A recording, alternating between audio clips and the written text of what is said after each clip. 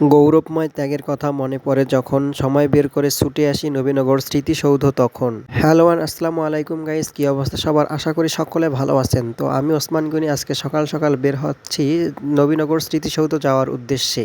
এর আগেও অনেকবার ঢাকা এসেছিলাম কিন্তু কখনো নবীনগর স্মৃতিসৌধ যাওয়া হয় নাই। তো আজকে আমি প্রথম হচ্ছে নবীনগর স্মৃতিসৌধ যাব।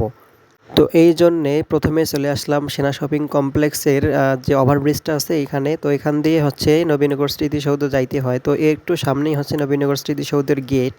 এটা হচ্ছে যে মেইন গেটটা আছে এটার সামন পাশে। তো এখানে দেখতে পারতেছেন যে মোটামুটি অনেক ভিড় এখানে। তো এখানে মানে ভিড় এমনিতে হয়। তো এখানে আজকে যে গেটটা আছে এই গেটটা কোনো এক মানে অনাকাঙ্ক্ষিত কারণে বন্ধ। তো অনেকেই এসে হচ্ছে ঘুরে যাচ্ছে।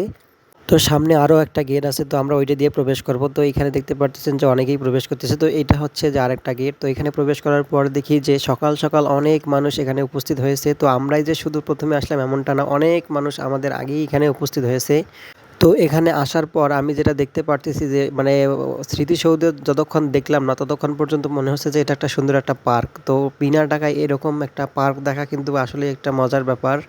সুন্দরভাবে মানে ইট দিয়ে সাজানো আরকি। আর হচ্ছে এখানে অনেক মানে মানুষ ঘুরতে আসে। তো দেখতে পারতেছেন যে মোটামুটি একটা পার্কের মতো সুন্দর করে গাছগুলা লাগানো আছে। তো আর সবথেকে বড় সৌন্দর্যের জিনিস হচ্ছে যে এই নবীনগর স্মৃতিসৌধের মাঝখানে যে ইটগুলা সাজানো আছে এটা। ধাপে ধাপে সাজানো আছে, সেই সাথে আপনার হচ্ছে যে ইয়াটা যে আছে একটু একটা উঁচা একটা নিচা, অনেক সুন্দর লাগে আরকি মানে বিষয়টা। আমি এই যে ইটের যে ডিজাইনটা আছে এটা দেখে মানে সত্যিই শিহরিত আরকি। তো এখানে যে আপনারা আসেন অনেকেই যে ছবি তোলার যাদের মানে পছন্দ আরকি, তারা যদি এখানে এসে ফোনে ছবি তুলতে না চান তো আপনারা এখানে ডিএসএলআর ক্যামেরা দিয়ে ছবি তুলতে পারবেন। আর স্মৃতিসৌধের মাঝখানে একটা সুন্দর একটা পুকুর আছে যেটা দেখতে মানে মোটামুটি একটা নদীর মতো। আর পুকুরের পানিগুলো অনেক সুন্দর। আর চতুর্দিক দিয়ে দেখতে পারতেছেন কি সুন্দর ঘাস আর গাছগুলা, জাস্ট মানে লুক লাইক আ ওয়াও। এটা হচ্ছে যে আমাদের হচ্ছে স্মৃতিসৌধ। দেখতে পারতেছেন যে আমরা যেভাবে দেখি আর কি মোটামুটি হচ্ছে নিউজে যারা নিউজ দেখে সবাই কিন্তু জানে যে স্মৃতিসৌধটা বাংলাদেশের যে নিউজ দেখায় সেখানে কিন্তু দেখা যায়। তো এই হচ্ছে সেই স্মৃতিসৌধ। আপনারা হয়তো দূর থেকে দেখতে পারতেছেন, মানে আমি বর্তমানে অনেক দূরে আছি এজন্য হচ্ছে ছোট দেখা যাচ্ছে। আর স্মৃতিসৌধের মানে কাছাকাছি গেলে মোটামুটি অনেক লম্বা। তো এইখানে যে দেখতে পারতেছেন যে সুন্দর সুন্দর গাছ, এই গাছগুলো হচ্ছে আরো মানে যা দেখতে জাস্ট ওয়াসাম। আমি হয়তোবা আপনারা মনে করতে পারেন যে ভিডিও করার পর এডিটিং এর মাধ্যমে হয়তো গাছগুলো সুন্দর লাগতেছে, আসলে এমনটা না। আপনারা বাস্তবে সরাসরি দেখার পরেও এরকম সুন্দর লাগবে। আর এই যে পুকুরটার পানিগুলোও জাস্ট দেখতে মোটামুটি একেবারে অরিজিনাল নীল পানির মতো আর কি, এটাকে আপনারা বলতে পারেন নীল সাগর। আর এই যে এটা হচ্ছে যে মানে স্মৃতিসৌধ, এটা কিন্তু মোটামুটি অনেক বড়। আপনারা দেখতে পারতেছেন ফ্রন্ট সাইড মানে এটা প্রথম মানে আর কি ফ্রন্ট সাইড সামনের দিক, পিছনে আবার অনেক বড় আছে। এটা হচ্ছে স্মৃতিসৌধের মানে ব্যাক রাইট সাইড। আর আপনারা দেখতে পারতেছেন যেটা স্মৃতিসৌধের দুই পাশে মানে পিছন পাশে এবং লেফট সাইডে রাইট সাইডে চতুর্দিকে মনে করেন যে মোটামুটি অনেক গাছ। এটা দেখতে পারতেছেন মোটামুটি একটা বনের মতো। পরিবেশটা দেখে নিজের ফেসটা না নিয়ে মানে ক্যাপচার না করে আর পারতেছি না, ভাবতেছি যে দেখি নিজেকে কেমন দেখাচ্ছে। তো পরিবেশটা দেখে এমন মনে হচ্ছে যে সবসময় পরিচর্যার উপর রাখা হয় আর পরিষ্কার পরিচ্ছন্ন মানে সবসময় পরিষ্কার পরিচ্ছন্ন রাখা হয় আর কি। ভিতরে মানে কোনো রকম কাগজপত্র পেপার মানে নেই, মানে সব মানে এই যে দেখতে পাচ্ছেন যে ইটগুলার উপরে আর কি, তো তেমন কোনো আবর্জনা নেই। আর এটা হচ্ছে যে এই পাশে একটা মানে ইয়ে আছে আর কি বনের মতো, এখানে সবাই বসে আড্ডা দেয় পিকনিকের জন্যও। এটা হচ্ছে একটা ভালো প্লেস। আপনারা যদি এখানে কেউ পিকনিক করতে চান আপনারা আসতে পারেন। আর হচ্ছে এখানে শুধু যে সিঙ্গেল পোলাপাইন আসছে এমনটা না, দেখতে পাচ্ছেন অনেক কাপল আসছে।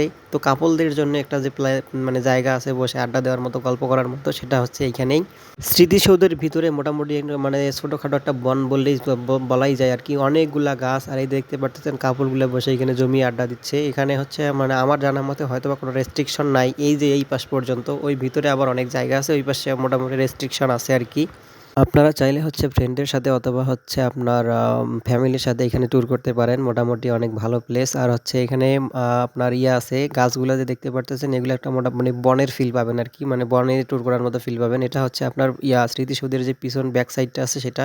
আবার আমরা যে নিউজে যে দেখি একটা পুকুর দিয়ে মানে ক্যামেরা নিয়ে আসা হয়, সেই পুকুরটা হচ্ছে এইটা। এটা মোটামুটি একটা আপনার চতুর মানে কোনা মানে কি আর বলি, কোনাকুনি একটা পুকুর, সেটা হচ্ছে এইটা হচ্ছে ইয়ার পিছনে আর কি, স্মৃতিসৌধের পিছনে। আর স্মৃতিসৌধের ভিতরে যে গাছগুলো আছে এগুলা মানে প্রত্যেকদিন মনে হয়, আমার মনে হচ্ছে যে প্রত্যেকদিন যেগুলা পাতা বাড়ে আর কি ওগুলা কাটা হয়। দেখতে পারতেছেন কি সুন্দর একটা শেপের মধ্যে রাখানো হয়েছে। তো এখন আবার আমরা হচ্ছে স্মৃতিসৌধের সামনের দিকে যাবো। তো ওইখান থেকেই হচ্ছে আপনারা দেখতে পাচ্ছেন যে এইখানে যে পুকুরটা আছে আমি আবারও আগেই দেখাইছিলাম এখন আবারও দেখাচ্ছি। দেখেন পুকুরটা জাস্ট মানে সেই সুন্দর দেখা যায় আরকি। আর পানিগুলা তো একদম ইয়ার মতো আরকি নীল পানি, নীল সাগরের মতো একটা পুকুর এইখানে আছে আরকি।